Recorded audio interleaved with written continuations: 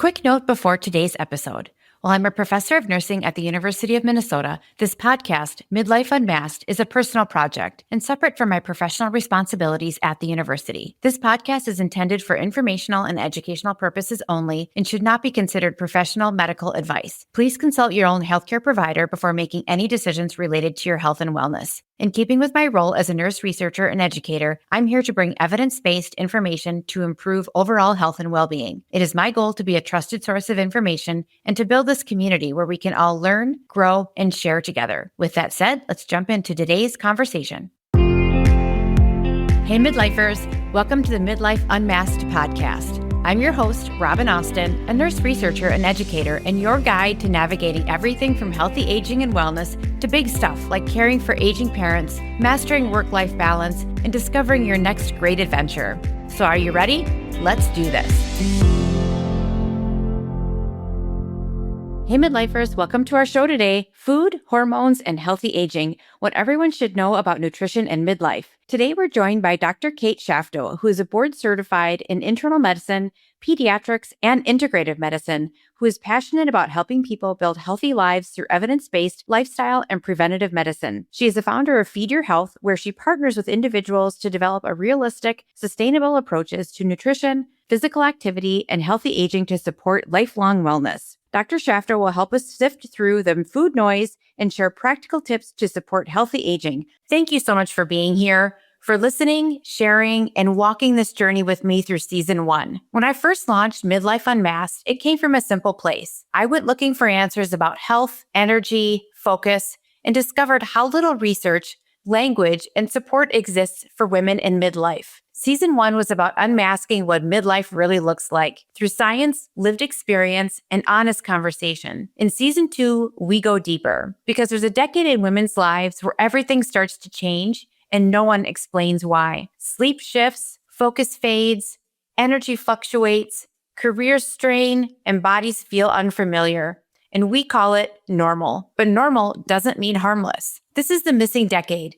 The years when women are told to push through while early warning signals are often dismissed, minimized, or ignored. In Season 2 of Midlife Unmasked, it's about naming what's been missing. Not quick fixes, not trends, but language, context, and truth. Because when something isn't named, women assume they're failing, instead of recognizing a system that was never built for them. This season, episodes will drop bi-weekly with companion essays on Substack, where we slow down the conversation and go deeper into the stories, patterns, and questions that don't fit into a soundbite. If you've ever thought, why didn't anyone tell me this? This season is for you. I'm your host, Robin Austin, a nurse researcher, educator, and lifelong advocate for accessible, evidence-based health information. At Midlife Unmasked, we are rewriting the midlife story because the second half deserves a better one. Welcome to Season 2. Hey Midlifers, welcome to our episode today. We are so thrilled to welcome Dr. Kate Shafto. With us today, we're going to be talking all things food, cortisol, stress levels, living our best lives, and some wonderful tips and tricks from Dr. Kate. So we're super excited you're here. Thank you so much for joining us today. As we dive in, I'd love to kind of have the audience get to know you and dive into your nutrition, healthy aging background, how you got to where you are right now, and kind of have a synopsis of your background. So jump right in. Thank you so much. Well, it's lovely to be on your podcast. I love that you're doing this. The name is so great, Midlife Unmasked. Yes, there's much more attention being given to midlife these days, and I think rightly so. And so, yeah, sure, I can start with my background a little bit. So I'm trained in internal medicine and pediatrics, so a specialty that encompasses the whole spectrum of the ages from babies to the oldest adults. And what it does not include is pregnancy, so I don't take care of patients who are pregnant. But I got into that as it was the specialty or the training that I was most drawn to. It's something that I've been really happy that I majored in, or like that I focused in with my residency training after med school. And I'm a conventionally trained physician, but I do not have a conventional approach. And I've always just been so interested in like the deeper why of why do people get sick? Why do they have hypertension? Why do they develop autoimmune conditions? And eventually that curiosity, as well as my own my own burnout in hospital medicine, which I practiced right after residency, led me to an integrative medicine fellowship. So, through the Andrew Weil Center for Integrative Medicine, there is a fantastic, very evidence supported 2-year fellowship that's designed for practicing clinicians and really aimed at supporting clinicians while they're practicing. So it's not something you have to Oh, take a 2-year nice. timeout from life to go do in Arizona. It's remote partly, and then there's 3 different weeks along the 2 years that you go to Arizona for in-person training. So I did that from 2015 to 2017, and it really expanded my toolkit, Hmm. helped me really value the beautiful and wise and incredible natural and traditional healing practices on traditions like traditional Chinese medicine, Ayurveda, out of the traditions of India, a sister science to yoga, homeopathy, osteopathy, which isn't quite as old as traditional Chinese medicine or Ayurveda. But so I gained an appreciation of those and feel really indebted to Hmm. the Andrew Weil Center, but also to those traditions for like sharing with the rest of us who didn't grow up in those traditions.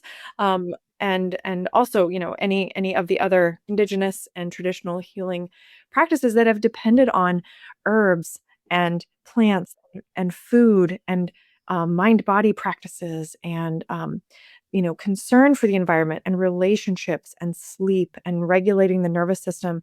Think about yoga, tai chi, qigong. These are ancient practices, and meditation, just meditation, ancient practices which now modern science is validating the effectiveness of and the power of these things to support the immune system, regulate the stress response, heal in all kinds of ways. So I just became fascinated by those different things that I was exposed to through my integrative medicine training. And when I finished that, I was able to kind of transition out eventually of hospital medicine. And I've had an academic role for a number of years with the University of Minnesota Med School for a lot of that time. And currently still, I'm not with the med school, but with the Bakken Center for Spirituality and Healing, where we're colleagues there. And through that, I teach a food, nutrition, and food systems course for health professional students, mostly graduate students. And I co-teach that with Jenny Breen, who's a chef and has a master's in public health nutrition. And we really have found that bringing that context of the food system to the topics of nutrition and feeding ourselves, and also the lens of food skills, we use that term a lot. I can talk more about that later. But those concepts and that construct of our course, which is a hands-on cooking class online. Students are in their kitchens, so are we.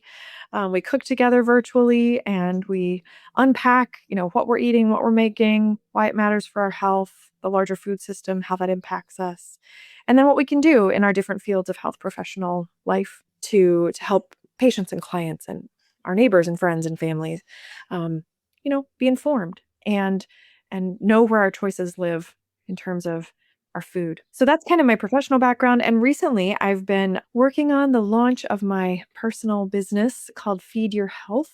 I love that. And the website is feedyourhealthmd.com. And I'm in the early stages, but I'm still figuring out and seeing where the needs are, offering consulting, both individuals and groups and families, as well as, presentations and classes and farm and food system tours, to really help people see and appreciate all the different things that feed our health. And it's not just food.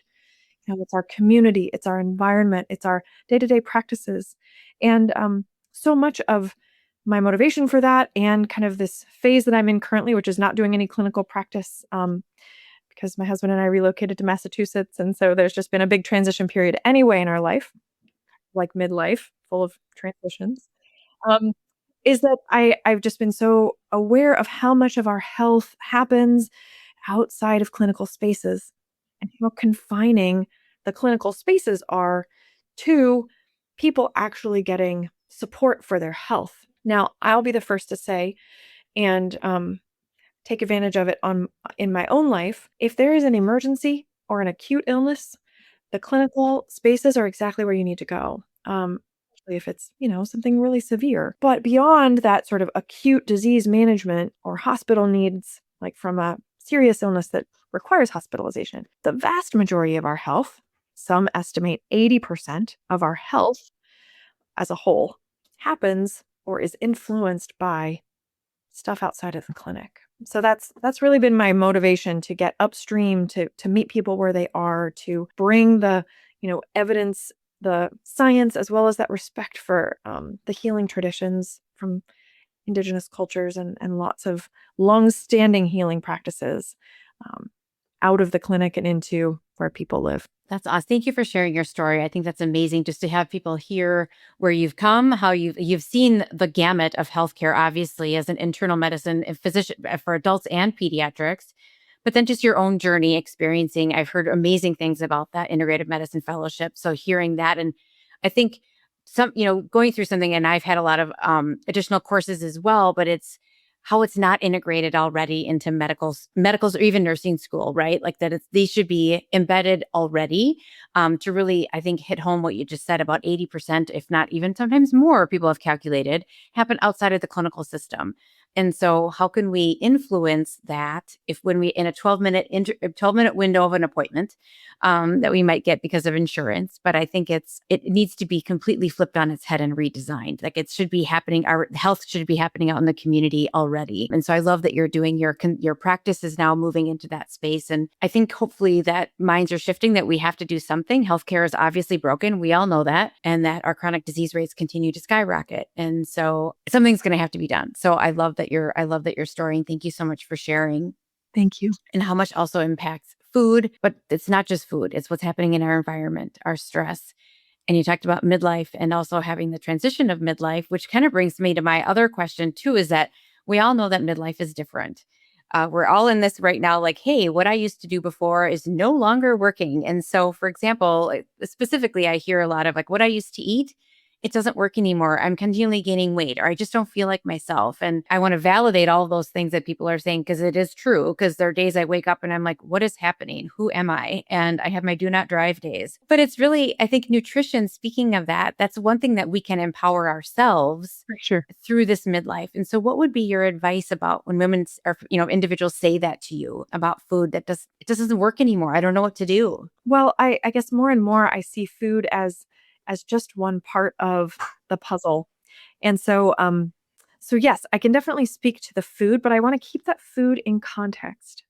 Because what we eat is always influenced by the state of our nervous system and our levels of stress, which I know we're going to talk a little more about in a second. But just to back up a minute, the why do I feel different generally, maybe even not related to food? Why do I feel different in midlife?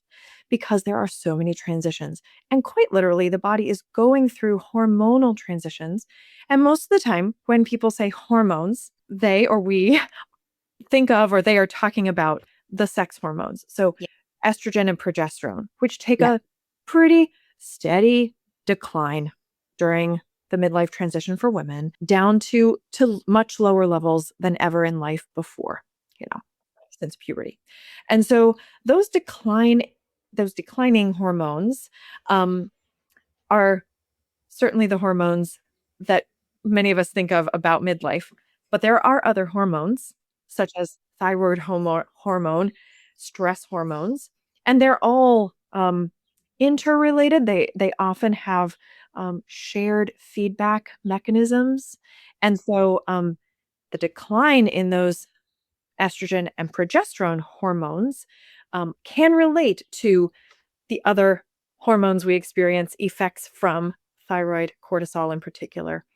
But speaking of the sex hormones, estrogen and progesterone, those declines have well established kind of physiologic implications, including declines in muscle mass, potentially, unless you're doing something to counter that.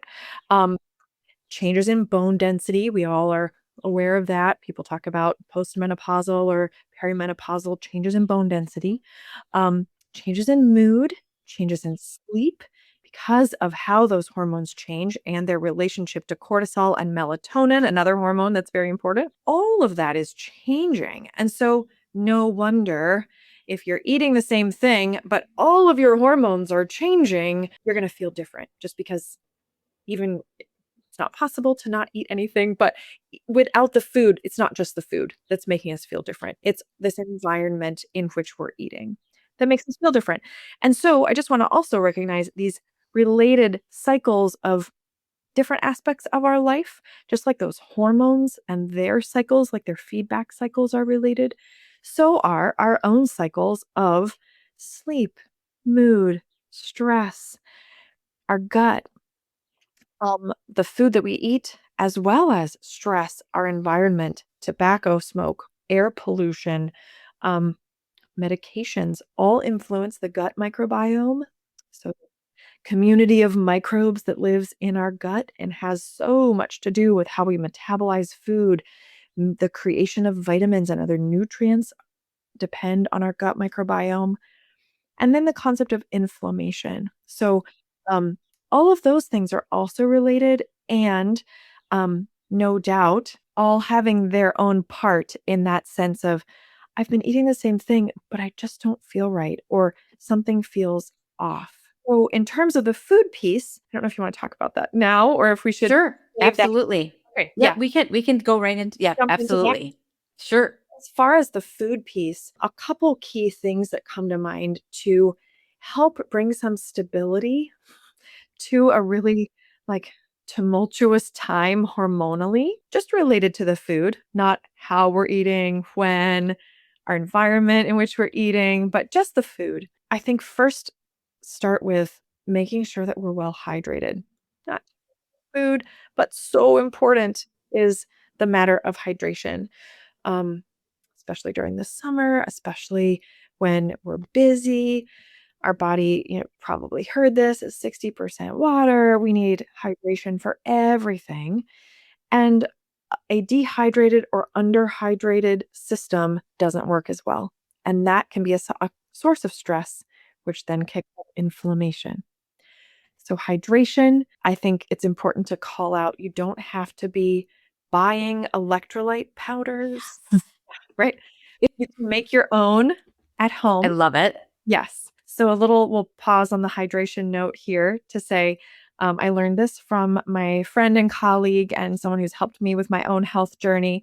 Vanashri Ayurveda is the name of her business. She's in St. Louis Park, in like Golden Oh, Valley, sure. west of the Twin Cities. Yep. Yep. Vanashri Ayurveda. She taught me how to make Ayurveda lemonade, which I have with me right here. I love So, that. a little bit of lemon juice, a little bit of maple syrup or honey, like maybe, I don't know, 5 or 6 tablespoons of lemon juice to taste. This is all to taste. No strict recipe here. Couple tablespoons of honey or maple syrup, maybe a teaspoonish of salt, maybe a little more, water, mix it all up, keep adjusting until it really hits the spot. Like, when you've had some, even Gatorade, which I don't recommend because it has lots of artificial colors, flavors, sugars, etc. But it kind of quenches that you feel it like, ooh, that salt sugar combination is really what I needed. So you can do that with your own. I And love that. Thank yeah, you for sharing that highly recipe. recommend. I would agree with hydration. It's been a game changer for myself. Like, and I also share that with even like my mom. I'm like, she's like, I'm drinking enough, but I'm like, are you really? Like, it makes me so nervous, especially for, I think, of older adults not drinking enough. My dad used to think, oh, I'm drinking coffee. I'm fine. I'm like, oh my God, it's like the antithesis. But so I think you can't hit home enough. And I think too, we underestimate if we are having night sweats, which women in midlife typically do, potentially could be, or even hot flashes, you're losing more potential fluids that way as well. And so I think it plays a lot of factor into stress. And I didn't realize the inflammation connection with underhydration. And they talk about with athletes, even just being slightly underhydrated, you can lose 10 to 15, if not more percent of your output. So I was like, oh my gosh. So I would agree. Thank you for bringing that up. That's a big factor. And there's also frequently the objection, well, if I drink so much, I'm going to have to pee all the time. Thank your kidneys. They're doing what they should be. And please don't stress them more than they are already stressed by life because we want our kidneys to last a lifetime. I've seen way too many people on dialysis and it is really awful. So, thank your kidneys. Even if you get up in the middle of the night to go to the bathroom, thank your kidneys. And yes, we can maybe save that topic for another day, Yeah. because it's a big one. Like the whole sleep, everything about sleep is a Yeah. topic we should come back to sometime. Absolutely. But so hydration first. The electrolytes are important. Salt and sugar are needed to move water into cells. So that's why those electrolytes are important. You don't need to be drinking that all the time, but it's warm here. I've had a pretty kind of active day, so I know that I needed this afternoon to be hydrated and fully present. Next, in terms of establishing stability in our system in ways that we have agency to impact, stable blood sugar. I feel like that is one of the things that people may not appreciate. This is regardless of whether you have diabetes or blood sugar regulation challenges, prediabetes. This would be for everybody, because if our blood sugar gets too low, just like if we get dehydrated, the body has exquisite systems of detecting those changes, and especially when they become problematic, the bells, the alarms, so to speak, start going off. Our nervous system gets involved to say, wait a second, we got stress going on. I don't have enough hydration. I don't have enough blood sugar, which doesn't mean that we need to eat sugar. We need to eat things that help the body to then break it down into sugar. And that stability of blood sugar is so important to regulate mood, to help with energy, and also to keep from kind of a crash and spike pattern throughout the day, which then has implications for sleep, mood, stress. Like I said, those are all interrelated. No, that's great advice too. I don't think people give that enough. It's like, well, I'm not diabetic. I don't have to worry about it so much. But I don't think if you're paying attention, how much you may have a pattern for me, for example, I crash in the afternoon just because blood sugar is dropping. I might be more dehydrated, just that afternoon slump, so to speak. And so how do I better regulate that will also impact sleep. Like that's a really Exactly. good connection. It does. Yeah. It does.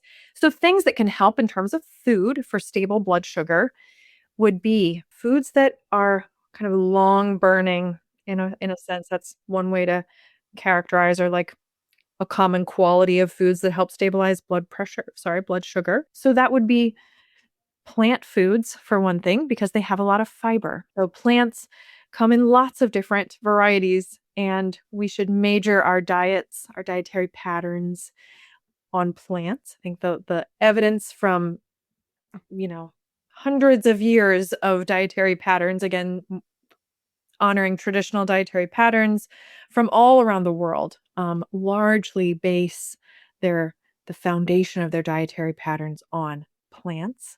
And I caught myself a second ago, but I try to use the language of dietary patterns, because diets, even though it means just what we eat, it's so loaded and Yeah, I agree. misconstrued in our culture. So dietary patterns, the patterns of how we eat day to day, week to week, year to year. So plants being a foundation, plants being vegetables, fruits, whole grains, legumes, meaning beans and lentils.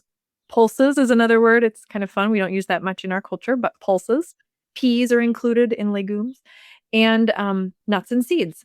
Yep. And so all of those have a lot of fiber. Fiber does not get digested in our gut, but it is essential for the good microbes in our gut to remain healthy. They need the fiber. That's a prebiotic.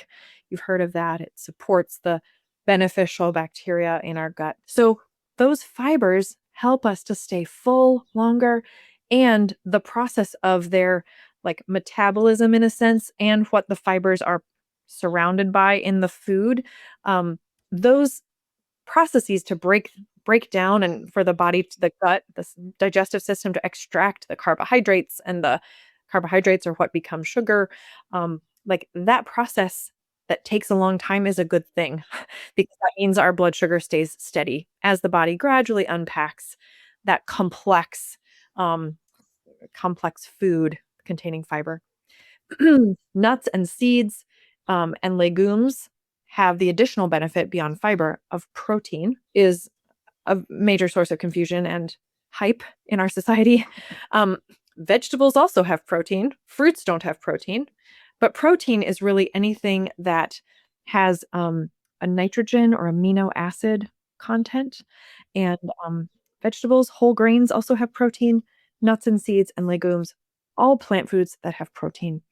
And the benefit of mostly the nuts and seeds are the category of plant foods that have all the things: protein, fat, and carbohydrate. So they are a power packed, steady blood sugar force. And I love to keep nuts and seeds or like a little do it yourself snack mix of some nuts, seeds, some dried fruit, some bits of dark chocolate, just around. Like we try to keep some of that on hand so that if I'm going to be out for the day and I'm not sure where my food source may be, or it's just because I'm going to be out for the day and busy, nice to have that reliable source of blood sugar stabilizing energy in a package that I can depend on, that I'm not going to be worried about what else is in it. That's such good advice. I think too, thinking in terms of shifting our mindset around food, is how do we nourish ourselves number one with our food. But I loved what you said about staying away from the word diet, because diet in our culture means something exclusionary or limiting. And so where you're looking at dietary patterns, I think for me, that was such a nice way to put it, where I'm looking long term over it's not a one day. If I have a bad day because I need to eat my ice cream, then that's so be it. But over time, my pattern might be 80% really, really well. And so I think you have the all or none theory, which is kind of what our society does. And I need to go super strict in order to get healthy. Well, it's really, like you said, the pattern, I think, alleviates some of that stress or anxiety of I have to be perfect all the time, because we're not. And that just adds Absolutely. another layer of stress. Exactly. Exactly. Yes, Yeah. for sure, for sure. So back to our, like how what we can control about our food, um, and that, hydration, stable blood sugar, and really like the foods that nature provides are gonna be the best foods for us. And we have a entire food industry that does not want us to major on the foods that nature provides. They want us to buy their products. And, Wendell Berry is a hero of mine. He's a farmer, poet, author. Back in the '70s, he was writing about how the climate change is an emergency. And he has, a very famous quote, which I may not get exactly right, but along the lines of, "We are fed by a food system that cares nothing about health, and we are cared for by a healthcare system that cares nothing about food." Yeah. And So so true. these 2 systems, like, miss each other Yeah. entirely, and thus, here we are outside the healthcare system, left to figure this food thing out for ourselves. But like I said, there's lots of traditional wisdom about Yes. how we can eat and how we can feed ourselves, and it goes back to the foods that are seasonal, that are regional. Those make sense for what our bodies need as the seasons change and, throughout our lifetime. No, that's such good advice. And I think too, keeping that in mind when we think of the healthcare system, doesn't it's already, I think it's built for not getting us well or wanting us to not to be sick, because that's how they make money. And I don't want to get political and all of those kinds of things, but I think it's True. That's just a true statement. That's not a political statement. yeah. But I love that visual of the food system is there about food and health is not about. Yeah, that's wonderful. And it reminds me of and I'm going to forget the name of his book. I think it even was a documentary. Michael Pollan, I believe, Yeah, was the Michael one. Pollan. Mhm. Yes, Pollan, thank you. Yes, I yes, I heard him speak. He came to the University of Minnesota. I don't know yes, if I you was were there. there or not, but Mhm. I was there, it was a while ago, but yes. and I remember his one quote was really about like vote with your fork. And it not to get political, but it was like, oh, making, kind of just bringing light of like what are our policies around food in this country, the food systems, all of those things that I think it's very important to be aware of. And we don't. I mean, I think if I get bored of like my worst favorite question is what's for dinner, you know, but I think that's you bring up a really, really good point. One thing you did when we were talking is we talked about hormones, but also the stress component. And I don't think we give the stress hormone and the stress cycle in our bodies enough credence, especially midlife. We're dealing with a lot. We're busy. We have caregiving responsibilities potentially of younger children, older parents, adults in our lives, what have you, and careers, mind you. But how do we deal with the chronic stress, and what does that do to our bodies over time? And how do we help to balance that? out, I think is a big, huge question that we all have, or people might not even be aware of how impactful chronic stress can be. Well, it's hugely, hugely influencing how we feel and how we sleep and our mood and our metabolism and even how we metabolize or digest a meal. So that's a great kind of segue as we talked about things that we can have agency over, to Mhm. varying degrees depending on the day and the season of life and maybe the week. But hydration, blood blood sugar stabilizing foods, and then related to the stress element, on still connected to the food piece, is can we get ourselves in a state of more calm, groundedness, and what's called the rest and digest nervous system when we're eating? That has a huge impact on how we metabolize our food, the amount of nourishment that our body is able to extract from that food, how our digestion is going to feel, how satisfied we feel. So sometimes that is called mindful eating, but Yeah. it doesn't have to be something that you're like, "Oh my gosh, now I have to do mindful eating too." Like, Right, doesn't right, right. it could just be like, if that makes you stressed out, forget about mindful eating. Take a few slow breaths and try to put your both feet on the floor and sit down, not in a driver's seat when you're eating something. So that could be enough for some of the listeners, probably. I know there have been times in my life where those things would have felt like, okay, I got to work on that for a month Yeah. before you tell me to do anything else. But those are excellent things to work on for a month if that's where you are right now. So putting both feet on the floor, sitting down, taking a few slow breaths, like into the side ribs, the low ribs.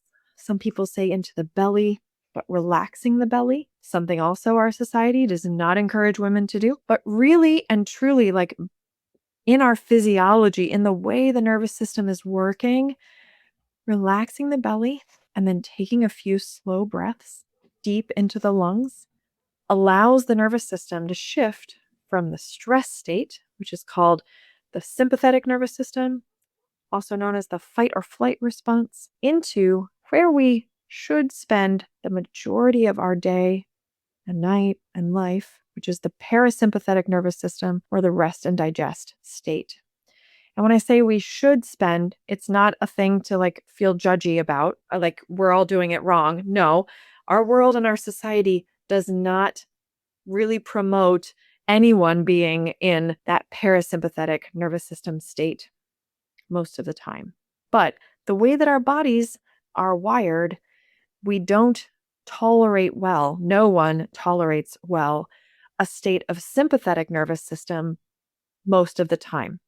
That is what is called chronic stress. It is also called toxic stress, and it creates a chronic state of inflammation. So, shifting to the parasympathetic, which is what actually the version, like the arm, I shouldn't say version, the arm or the branch of our nervous system, which governs digestion, also governs healing, which is fascinating to me, that both digestion and immune function are kind of overseen by the parasympathetic nervous system.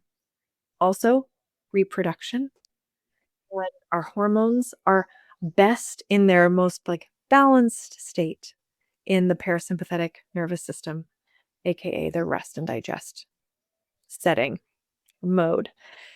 So by getting the feet on the floor, relaxing the belly, taking some slow breaths into the abdomen. I've been talking, so I'm not able to as I just lifted my chest there as I took a deep breath. But we really shouldn't be using these upper chest muscles when we take a slow, deep breath. There we go. I was able to do that. Breathing in through the nose also helps slow down the breath so that it goes into the lower ribs or lower lungs and expands the lower ribs. Those cues that we can do on our own, like we can choose to do those things, and feet on the floor, consciously tuning into like where my feet are on the floor, where that air is going. That actually stimulates the vagus nerve, which runs right through our diaphragm, to shift us into the gear of the parasympathetic rest and digest mode. So even if that's the only thing you can do in a day that's crazy, you can pause for like a minute or 30 seconds. Body will, with time, with practice, quickly respond to that cue that you're giving it, the coast is clear, even if it's just for a minute. I'm safe, and I can go about the work of the rest and digest functions. And even just in this, it's probably been 3 minutes since I've been on this little, in this little category, this little topic. I just felt my belly do a little growl, like I activated my parasympathetic and walk. I think I'm hungry. That's great.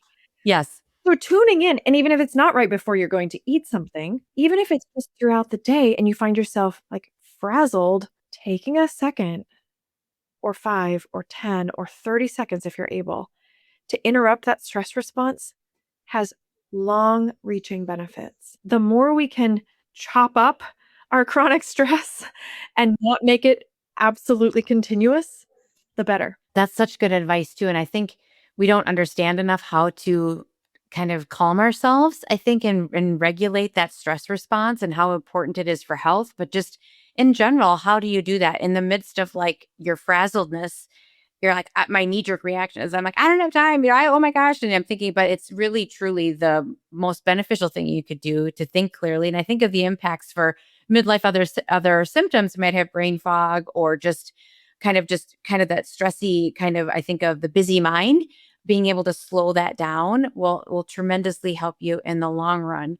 And I think before when we were talking too about the flip side of the stress response is to try to, like you said, chop it up and to kind of break it up a little bit will be better, healthy. But when I am in that stress response, I do want to grab my M&M peanuts or my bad food or whatever you want to call it. Bad. I don't know if I want to say that, but it's the higher sugar, higher fat, the foods that might not be as nourishing for my body. And that's just the instinct because of cortisol, right? That's right. Perfect. So, cortisol is our stress hormone, and we all have it, and we don't want to get rid of it. We can't get rid of it. And cortisol has this structure that is salt, sugar, and fat. Those are the 3 ingredients of cortisol. So, of course, when we are in that chronic stress, I should use this hand because this is where the stress side of things were in my diagrams for 2 arms. Um, when we're in that like stress is high state, we're burning a lot of cortisol. The adrenal glands release cortisol in response to stress. They also release cortisol in response to low blood sugar or any stress, internal or external. And stress really is the threat of danger or danger, not just the threat of. So the body can detect a threat to itself by not having enough food, not having enough hydration. Those are serious threats to our survival and our well-being. And that stress system, that nervous system, the sympathetic arm, is extremely intelligent and well honed, often for many of us, well practiced, but it does not distinguish between imaginary or perceived threat and actual life threat. So we can be imagining all these terrible things that might be happening, and it stimulates the stress response. We also can have a dip in our blood sugar, and the sympathetic nervous system fight or flight response, its job is to keep us from dying. It's to keep us alive. It doesn't know if there's going to be food around the corner. All it knows is that right now the blood sugar is crashing. And so I got to send off the alarms, which can mean in a world where we have food system, thanks to our food system, at every corner, literally every corner, there are packages of salt, sugar, and fat in ready to eat, sometimes pretty cheap, and almost ubiquitously available options. And so those peanut M&Ms, the candy bar, why are they at the checkout? Yeah. So that we grab them when we're stressed after we've been like managing a child, answering a phone call, and trying to get our grocery shopping done. Maybe you're managing 4 children. God bless you if you are. Thank you.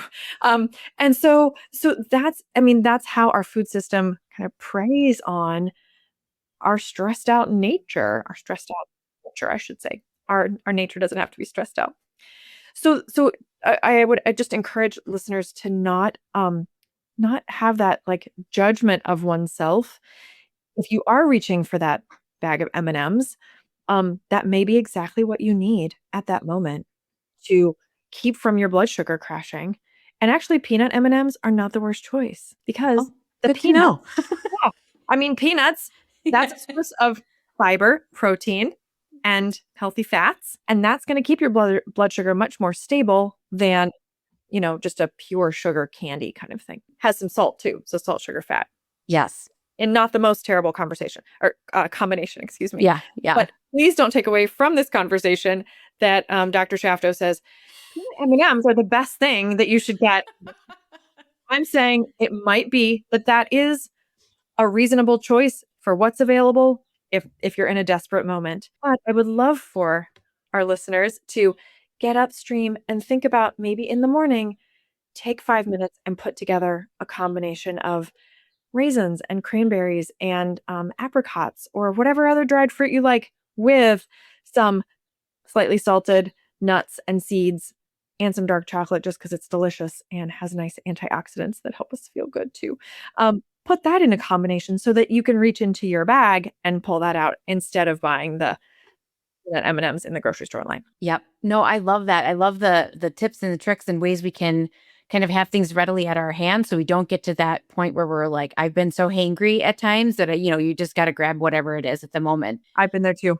Yeah, for sure. And I think this also leads us kind of to our next question or topic too is so moving beyond, and I think of it so much as social media influence lately as well, is that you see one person says, oh my gosh, eat this. This is the best thing in the world. It'll save you. It'll do everything for you, specifically help all your menopause symptoms or whatever they're selling. But there's so much noise around the latest nutritional facts. There's so much to try to sift through that I've heard some friends like, I don't even know what to do anymore. And I throw my hands up and say whatever, because whatever's not working. See on TikTok to do this thing or Instagram to do this, but then it's also said this is the good one, this is the bad one. And how do you move, or what would be your advice to move beyond that food noise or what is being sold to us out on social media around food?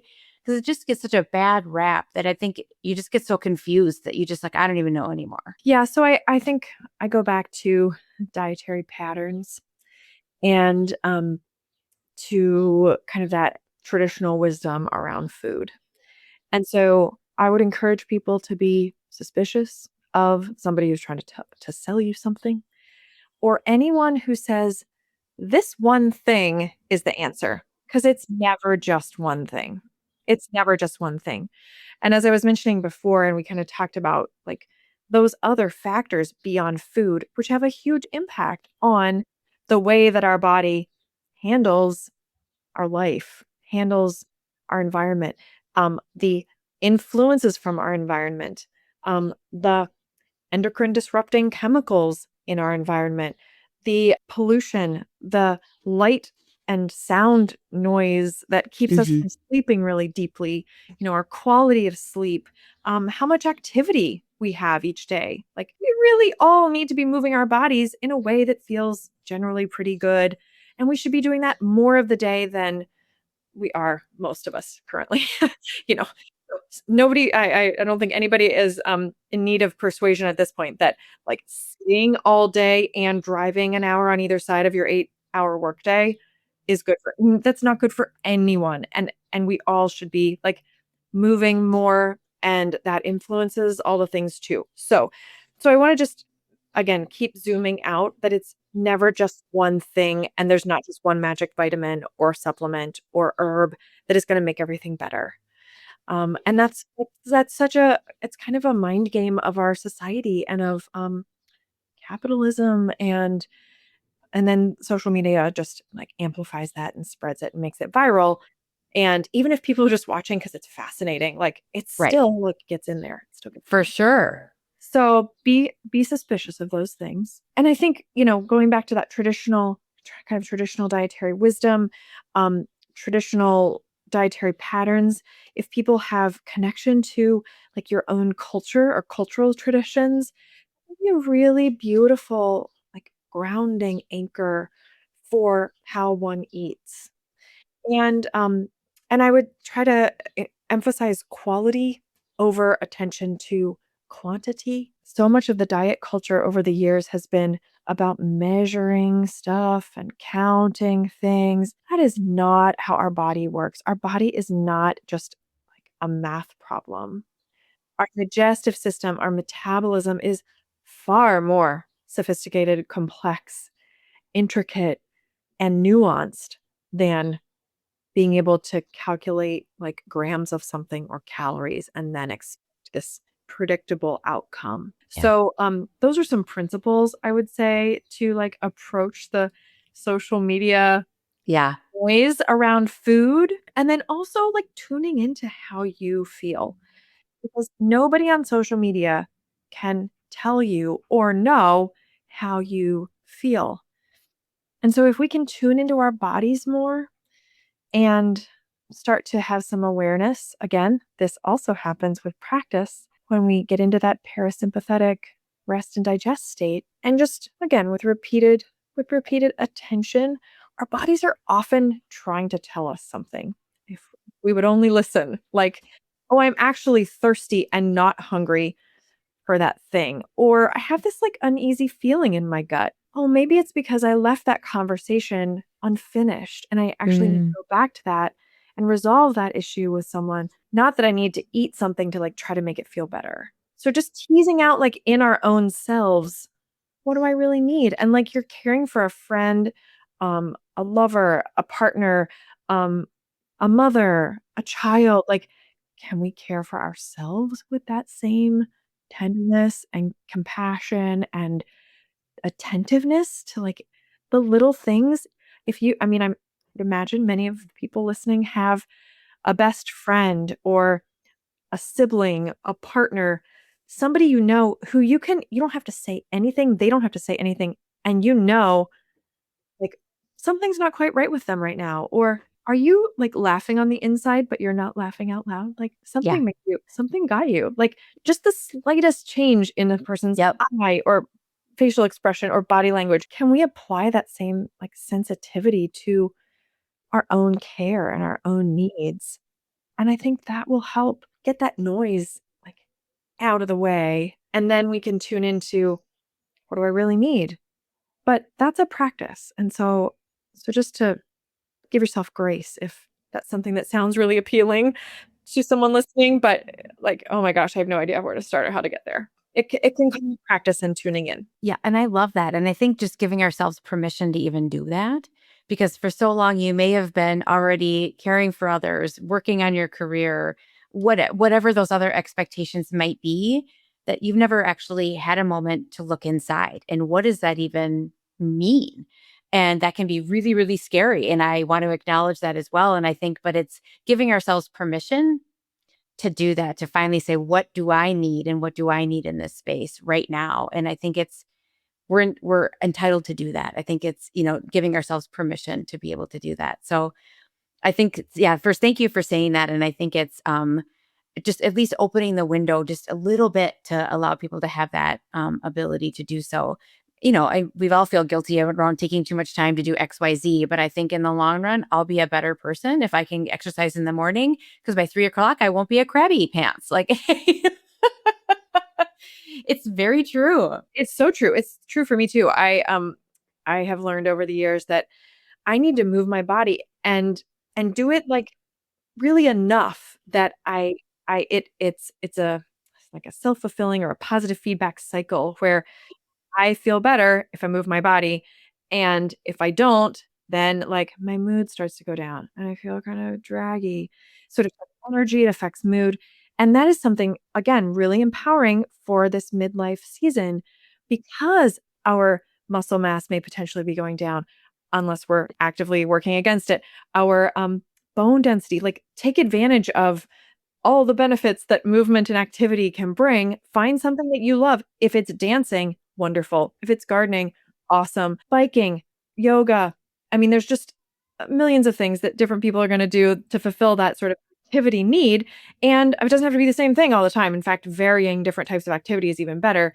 But knowing that that has benefits for all these different things that we were talking about that are changing, like our mood, our sleep cycle, our muscle mass and bone density, activity of all those different kinds helps all of those things. So that's like, you get not just a 2 for, but like a 3 and 4, a A 4 for, hundred you know? all those. Absolutely. 100%. That's a biggest, like, what's one of my like non-negotiables in my life right now? Like I'm sorry that I just have to do that at the beginning of the day and then I will be fine the rest of the day. And by 3 o'clock, you'll be happy I did that, you know? And maybe find a friend, like, or find someone in your household to do it with. If you have teenage kids, haul them out to a walk or a bike or a swim or whatever it is, or play a game or dance or whatever. So Yeah, exactly. So that kind of leads us to our next kind of question as well. Is so what do we, so thinking of all the things that we've talked about, food, moving our bodies, hydration, really, I really would like our listeners to figure out that they can set themselves up for a healthy foundation for healthy aging.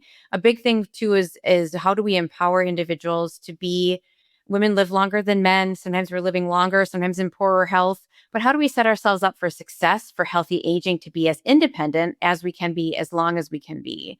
Do you have any suggestions on kind of, again, cutting through that noise as well? But how do we, what are some of the kind of the negotiables or the things that we could set ourselves up and really kind of follow? that's definitely something I think about a lot. And I know it's on a lot of minds of people of a lot of different ages, but especially Hmm. in this midlife and beyond.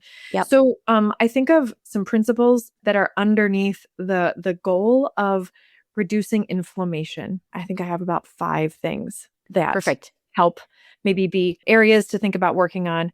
And again, if this is sounding like, oh my gosh, she's going to tell me 5 things, there's no way I can do even one.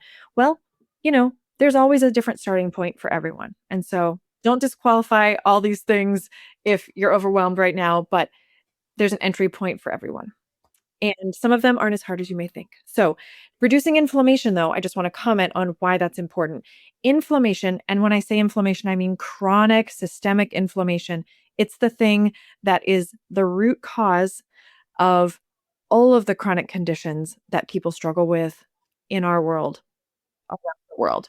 That includes cardiometabolic disease like heart disease, coronary artery disease, strokes, high blood pressure is in that category of cardiometabolic disease, diabetes, metabolic syndrome.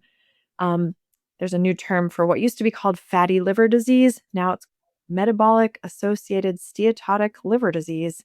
It means there's fat cells that have developed inside of the liver, making the liver not as able to do all of its detoxifying and digestive and many other related functions. It's kind of in that same group of cardiometabolic diseases, even though it's part of the liver is a different organ than the heart, which we think of as cardio. Autoimmune diseases, cancer, chronic pain, which has been an area that I've focused on clinically in the last some years, depression, mental health, cognitive decline, all of these things have a common root of chronic systemic inflammation.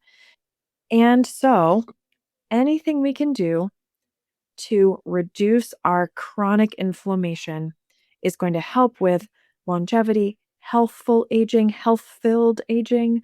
Not just, I really can't stand it when people in the medical community or even just the media say, well, arthritis is just a normal part of aging. It doesn't have to be. It does not have to be. Arthritis is inflamed joints. And there's different types of arthritis. There's inflammatory arthritis and then there's osteoarthritis. And so don't get too confused about that word inflammation that I just said is in one but not the other type of arthritis. But just that wear and tear on joints creates an inflammatory situation, even if you don't have what's technically called an inflammatory type of arthritis. But that doesn't have to be a state of chronic pain and disability. There people all over the world for many, many, many generations have had wear and tear on their joints, but have not become debilitated because of pain or chronic inflammation. So, inflammation also can look like GI symptoms, bloating, brain fog, low mood, irritability, as well as these more significant diagnoses that I just mentioned. So in any way that we can reduce inflammation, we're going to we can improve how we feel for one Yeah. thing. It Yep. just feels better to not be inflamed. And it's not an all or none, like it's more of a continuum or like a range of inflammation. I don't think there is such a thing as being absolutely inflammation free. So there's not a state of perfection that we're aiming for here, but it's like minimizing the inflammation that's chronic And again, kind of like cortisol, we need inflammation because when you scrape yourself or get a burn, or if you have an infection, the immune system's response is inflammation. And that's to resolve that acute thing. And then the inflammation should go down. The problem is when these different things in our world, whether it be chemical exposures, food issues, which I'll talk about in a second, stress, lack of sleep, lack of activity, those all drive that chronic inflammation. And so it doesn't get resolved, continues and wears down on our tissues, Mhm.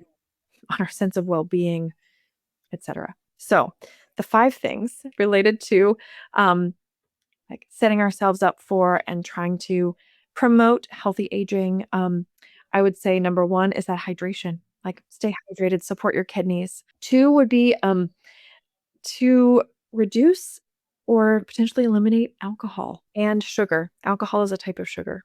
Yep. And at this point, I think the evidence is pretty clear from like all of the leading advisory commissions, the World Health Organization, the European Cardiology Association, the American College of Cardiology, all of those and many others have said really no amount of alcohol is healthful, which I know goes against some cultural traditions in a big way and a lot of people's, personal traditions or practices and likes.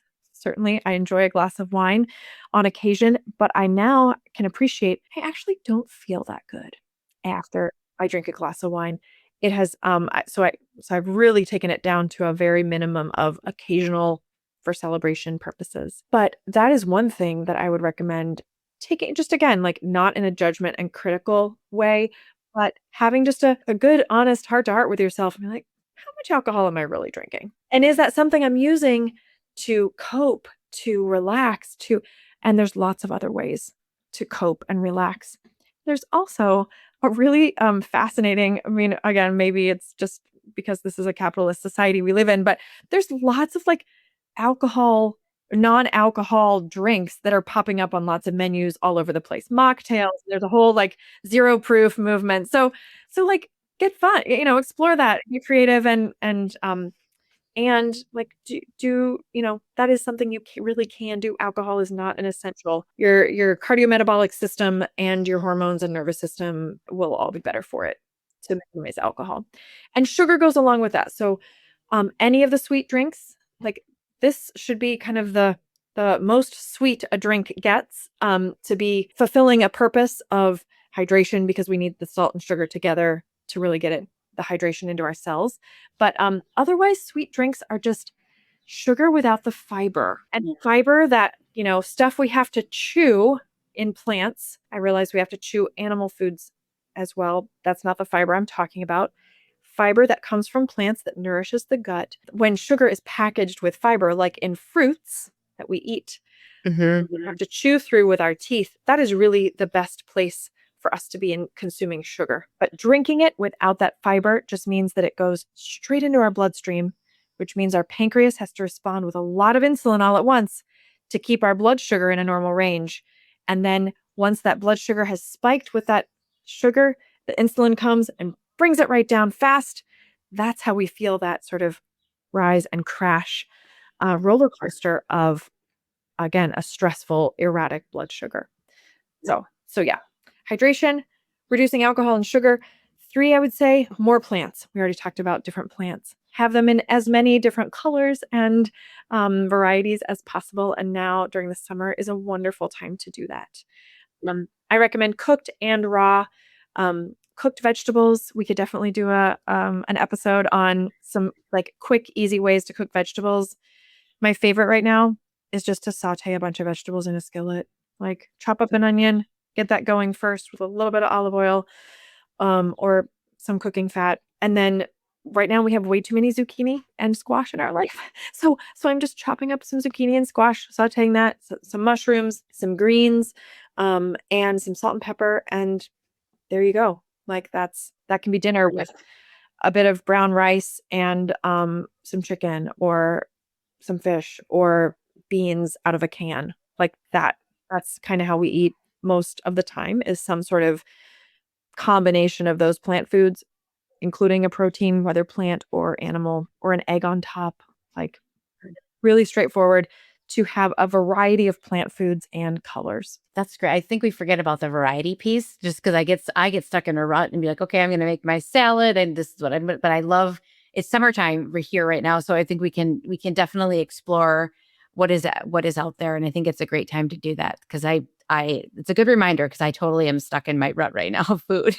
If your salad is your rut, that's also a great thing for this time of year because all these vegetables are very hydrating too, and you can make many, many different combinations of salads. And so Yeah, it can be like sort of the concept, and you can vary that yeah. in lots of different ways. So yeah, don't be too hard on yourself about your salad rut or whatever other rut. And it's easy to mix up your rut with like adding a different protein, adding a different hmm sauce. I do, when Jenny and I teach, we teach a basic sauce formula so that people have this sort of grid for just making a sauce so that you can keep changing that up to be a different flavor because we all crave like different flavors and different, just I different. love the sauce class. That would be ideal Yeah, just because it adds a different flavor or different flair to whatever meal that could be the same thing you've been making, chicken and rice or chicken and potato or whatever it might be, but that can add just a different element to it. So I love that idea. That's awesome. okay, and then I'll wrap it up with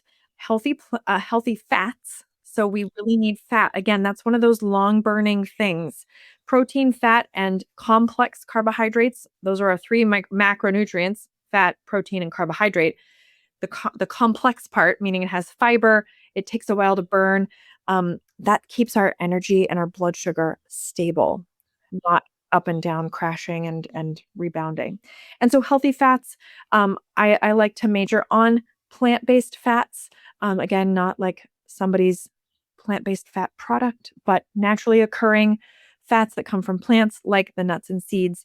Avocado, so delicious. I love them. It's not local, but it's certainly available. It's a delicious plant fat. Coconut is also, especially in the summer, I just learned this from Vanashri Ayurveda's newsletter. Coconut is a lovely cooling summer fat. Oh, So like shredded coconut in your oatmeal or in like a chia pudding. So those seeds and nuts, as well as coconut, avocado, olives. And then if you're someone who consumes oils, making them as unrefined, majoring on unrefined oils that are cold pressed. They should say that both words on a label. oh, Um, good to know. Okay, yeah, great. olive oil may not say unrefined, but it should say cold pressed because that's really the only way that olives should be processed in order to get the oil out. But eating olives is just great. Or, eating the like pastes, or that doesn't sound very appetizing, but I think of sesame seed paste, also known as tahini, uh, or peanut butter, almond butter, any of those things. Again, they should just be those seeds or nuts. And you don't need any of the other like things in there to get you want it to be as close to the natural product and originally that as possible. So the healthy fats, super good. We need fats for our bone health. Vitamin K is a fat soluble vitamin, and we need fat in our diet so that vitamin K from our deep leafy green vegetables can get absorbed and incorporated into our body. And so then the fifth one for lowering inflammation and like promoting healthy aging would be, if you're doing all the first four, you're essentially doing the fifth, which is to like minimize ultra processed foods and those highly refined, industrially created oils and sugars and chemical ingredients in foods that are considered ultra processed. I think we could do a whole show on just the ultra processed foods because I know that we've talked about that before. The lists of foods that they could use for sodium and or sugar, and so like we don't know to look for those on a label. But then also I think there's so many. I would say that the fads out here, and I don't want to get too deep in the weeds around protein and we need to have our protein for our health as midlife, all of those things, but the substituting it with the protein powders or protein bars. And I'm one for a protein bar, and just because it's easy, I'm in the middle of something, what have you. But it was really when I thought about it, or there was another article I was reading, I'm like, that is ultra processed. You don't necessarily equate it because it's selling it to us. You need to get your protein. Here's a bar. At the same time, it's actually ultra processed. So how do you, we need to reconcile. That's a whole show on reconciling that. But I'll say a couple things about the ultra processed food definition. I mean, there is a classification that is, I would say, widely accepted. It's not 100% accepted, but it's called the NOVA classification. And it was established in Brazil by a group of researchers who were trying to figure out, why is our population getting sicker, and why are younger and younger people gaining so much weight and developing these cardiometabolic conditions that used to only be seen in adults, and now they're being seen in younger and younger kids. And so they took a deep dive and looked at their, cultural factors and food habits and dietary patterns, and saw the rise of consumption of these highly industrially produced food products. And so they developed this NOVA classification, and they started kind of like teasing out the relationship between consumption of increasingly processed foods and people's different health indicators. And NOVA just means new. And so it's called the NOVA classification, but it has 4 categories. And one is, the very beginning is the minimally processed or unprocessed. And then the second is called processed culinary ingredients, which is confusing, but it means an oil, a flour, a butter, vinegar, things that have been processed, because that's what happens when you make milk into butter. That's a processing. And people have always done that. And then the third is processed foods, which we used to say as a term to describe Doritos. Oh, But now that category is called ultra processed foods. But processed foods just means combining the first 2 categories. Like I give the example of pesto or hummus. yeah. So hummus I make from a can of chickpeas, a little bit of olive oil, some tahini, some garlic, some lemon juice, and salt. And I put that in a food processor and I process it and it becomes hummus. But that is made of those base ingredients from categories 1 and 2. Ultra processed foods is defined as exclusively industrial mechanisms to produce food products that we can't make in our kitchens, that are engineered to be hyper palatable, meaning you can't eat just one. And that craveability is actually part of the definition of ultra processed foods. And ultra processed foods in a lot of studies now are being, and again, there's a spectrum of ultra processed foods. So there's a lot of nuance there, and warrants, a nuanced interpretation of some of these studies. But there are studies that are making the connection between ultra processed foods and established criteria in the scientific world for addictive substances, because of how they work with our brain and reward systems and hormones and etc. to be so craveable. So again, a place where I would hope listeners could take themselves off the hook and not blame yourself for craving some of these food products, because that's exactly what those food products are designed to do. Bringing an awareness or a knowledge and educating people we eat them because it's convenient and we're, what have you. But I think just the idea that's there and that we know that it's there is just one step. Again, opening that door just a little tiny bit. So Taking a pause, having sort of a, okay, is this, and not just to say like all ultra processed foods are bad and you shouldn't eat them. We were saying before we started, chips are so good. I know. Chips are so good. And chips. Yeah. We were just eating chips on our drive home from overnight away. I mean, they were plantain chips and they were cooked in coconut oil. I mean, we did the best we could, but chips are great. Again, like having that grace for oneself, that there's no such thing as perfect. And also like 1 or 2, or even if it's 10% of your dietary pattern is not going to be the thing that makes you sick. Like it's the 80 to 90% of what you do every day that's having an influence, the majority of the influence on your health. And so if there is a day or a couple days when ice cream is absolutely the thing that you need to enjoy at the end of a day or in the middle of the afternoon, do it. And like with mindful enjoyment, savor it. Yeah. Savor it and then move on.